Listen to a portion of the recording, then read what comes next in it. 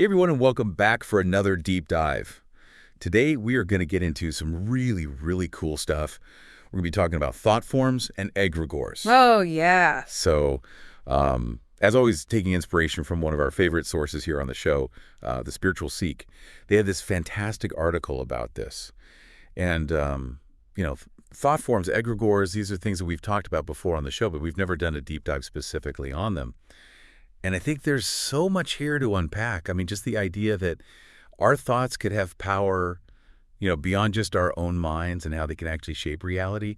And then you take it a step further and you've got these egregores, which are like these entities born from shared beliefs. Yeah, exactly. It's kind of mind-blowing. And I think as we get into this, we're going to have some serious aha moments because I know I already have just in preparing for this. So I'm really excited to dive in and see what you all think too. I think one of the things that's so compelling about this is this idea that our minds are not as isolated as we tend to think, and that our thoughts and our emotions can actually sort of ripple outwards, Yeah. creating energy that interacts with the world around us. It's a little spooky too when you think about it. Right. Hey, like how much power do our thoughts really have? Yeah, That's what we're going to be exploring. exactly. So let's start with the thought forms. I love this analogy that they used in the Spiritual Seek article. They were talking about, imagine a pond. Right. You toss a pebble in, and it creates these ripples. Well, our thoughts and our emotions are kind of like those pebbles. When we really intensely focus on something, especially when there's a strong emotional charge behind it, we're creating these ripples in like a subtler energetic realm. Mm-hmm. And those ripples, my friends, are what we call thought forms. And it's not even just thinking at once, right? Yeah. It's like the combination of that focused intention Right. with how much emotional energy are we actually imbuing this with? Yes. And are we visualizing it? Are we thinking about it over and over again? All of these things contribute to like the strength and how long it's going to stick around. So like if I'm constantly visualizing myself, like totally nailing that presentation at work, Yeah. I could be creating a thought form that actually helps me boost my confidence. Yeah. And, attract those opportunities. Totally. That's kind of cool. It is really neat, but it also means like the reverse is true too. Oh, gosh, yeah. If you're constantly, struggling with self-doubt, those thoughts can create a negative thought form that then kind of keeps feeding those feelings of inadequacy. Yeah. So it's like it's a double-edged sword in a lot of ways. It really is. It's so important to be mindful of what we're, feeding our minds with, because it could be shaping our reality more than we even realize. Absolutely. So, I mean, this is already making me rethink how much power my thoughts really have. Yeah. But, we're talking about thought forms.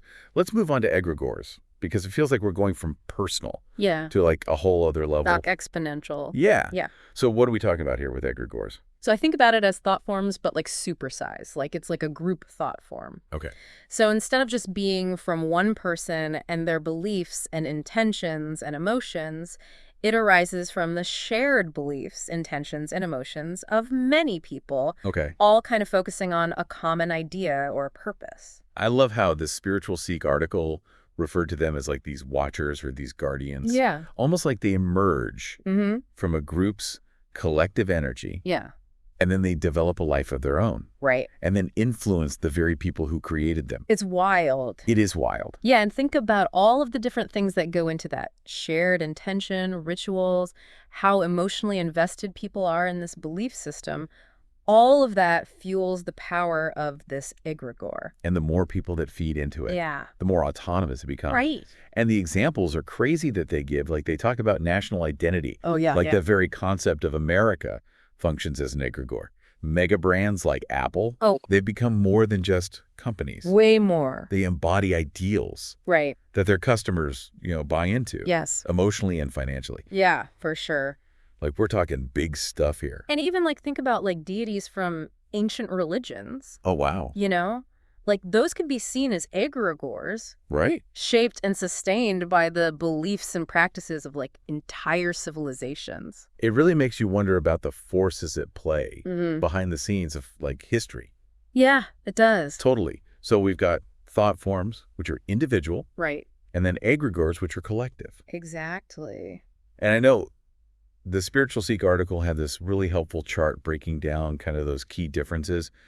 But what really stood out to me was this idea that they're not just separate. Right. Like there's this constant interaction Totally. between the two. almost like a feedback loop. It's like a feedback loop, yeah. So how does that work? So think about it this way. Our individual thought forms can feed into these larger egregores. Like, let's say you are incredibly loyal to a specific brand. Like, you love this brand. You're excited about their products. You're participating in their online communities. Yeah. All of that Yeah. contributes to the power of that brand's egregore. Okay, so you're saying that those egregores can then influence me right back Oh, for sure. to buy more stuff, Absolutely. even if I don't need it. Especially if you don't need it. How does that even work? Well, because that egregore, right, that's fueled by your loyalty and everyone else who feels similarly, Yeah. can kind of tap into like a shared desire or an aspiration that resonates with you on a deeper level. It's like a little bit creepy, but also fascinating at the same time. It is. Because it makes you think about like all these subtle ways that we're being influenced by these collective forces. So where did these ideas even come from? That's a great question. Like, are there philosophical roots yeah. to this whole idea of thought forms and egregores? For sure. What are we looking at here? Well, let's go all the way back to Plato Okay. and his theory of forms. Okay.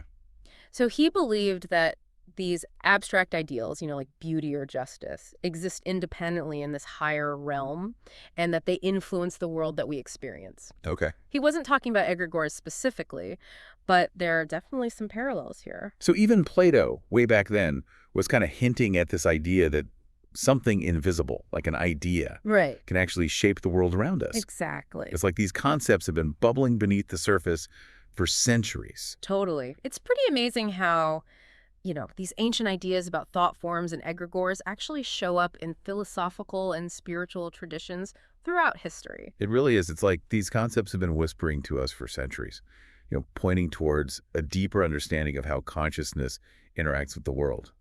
And right before the break, we were starting to uncover the spiritual dimensions of thought forms and egregores.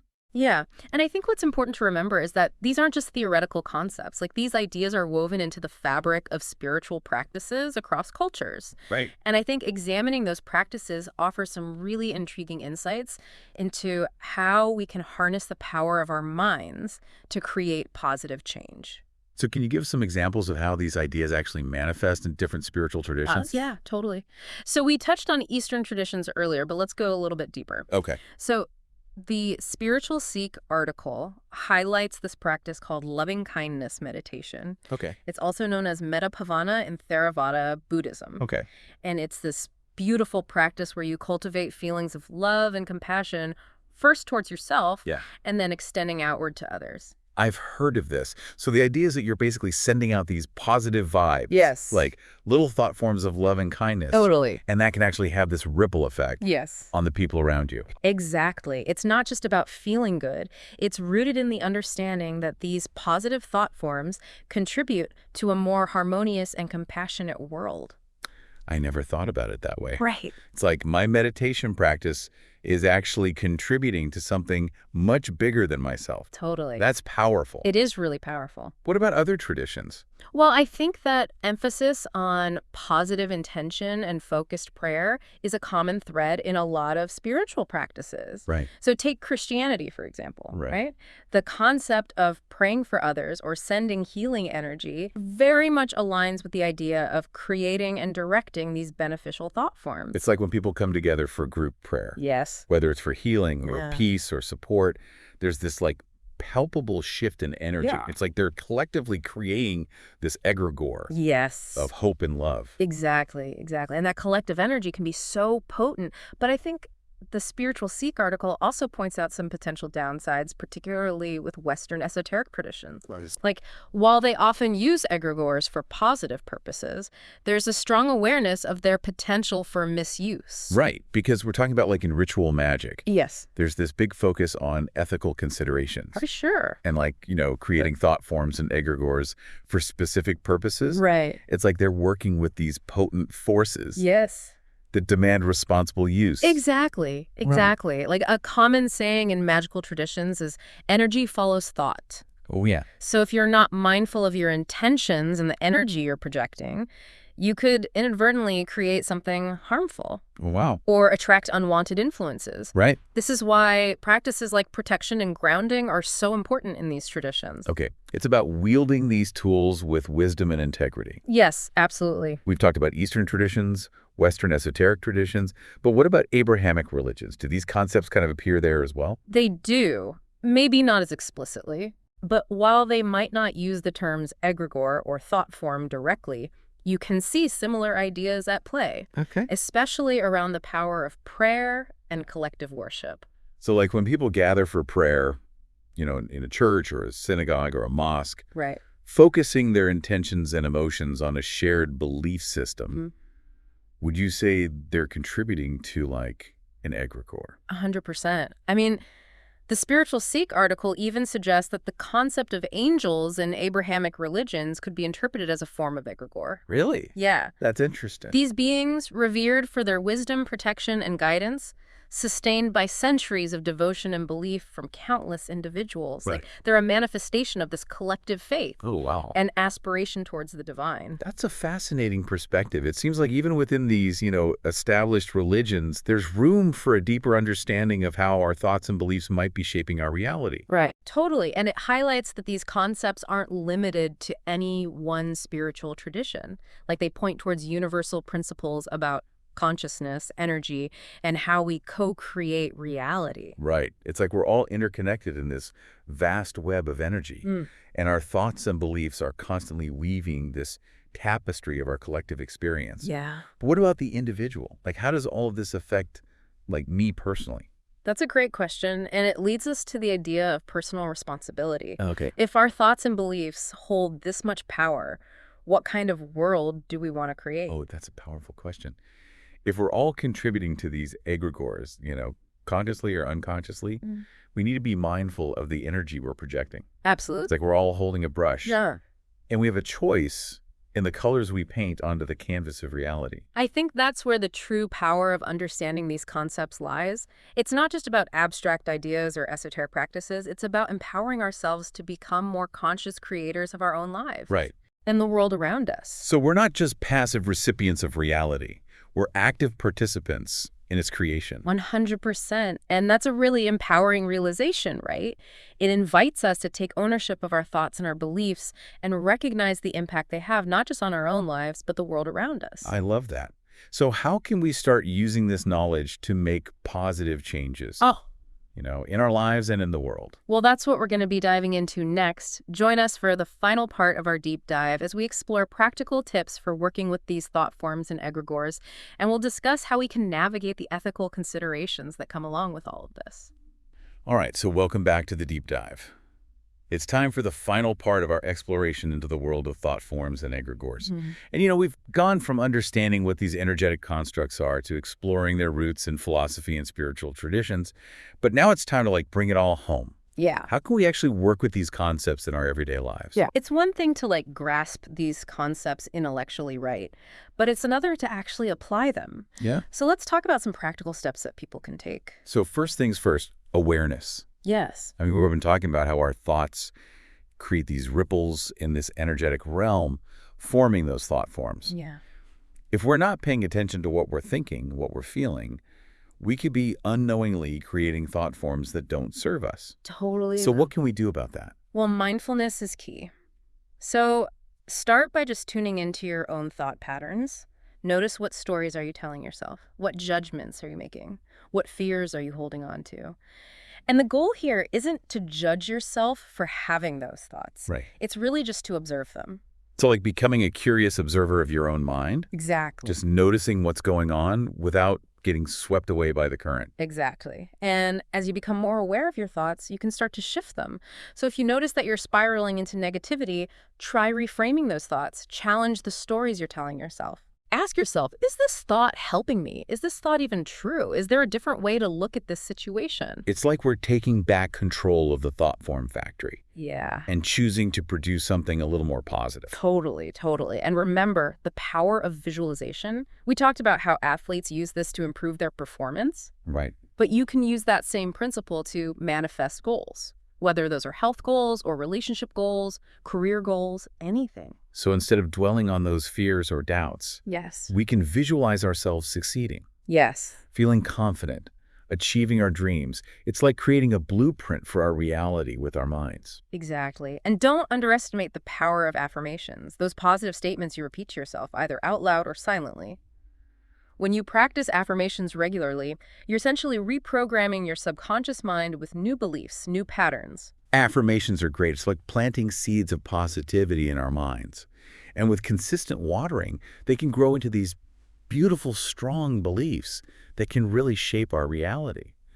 But we're talking about working with thought forms. It's not just about personal growth. It's about understanding our role in these larger egregores too, right? Oh, absolutely. We are all participating in these collective energy fields, whether we realize it or not. We're part of families, communities, organizations, nations, even global movements. Yeah. We're all adding to the energy of these egregores with our thoughts, our beliefs, our actions. It can feel a little overwhelming when you think about it that way. It can be a little bit overwhelming, but that's why it's so important to become conscious of how we're participating. Right. Do we want to blindly follow the existing narratives and patterns of these egregores, or do we want to consciously contribute to their evolution? That's like we have a choice. We can either be swept along by the current, or we can become conscious navigators. We can choose to kind of steer ourselves towards a more positive and fulfilling destination. But how do we even begin to do that? Well, it starts with asking some key questions. What are the values and beliefs of the egregores that I'm a part of? Do they align with my own values? Am I comfortable with the direction that they're heading? Those are important questions. It's about becoming aware of those influences that are shaping our lives, and then making those conscious choices about where we want to put our energy. Exactly. And if you find yourself in an egregore that's not serving you, you have the power to step back. Okay. You can disengage. You can withdraw your energy. You can also choose to actively contribute to the creation of new egregores that resonate with your values, your vision for the world. It's like we're not just cogs in a machine, we're co-creators of the machine itself.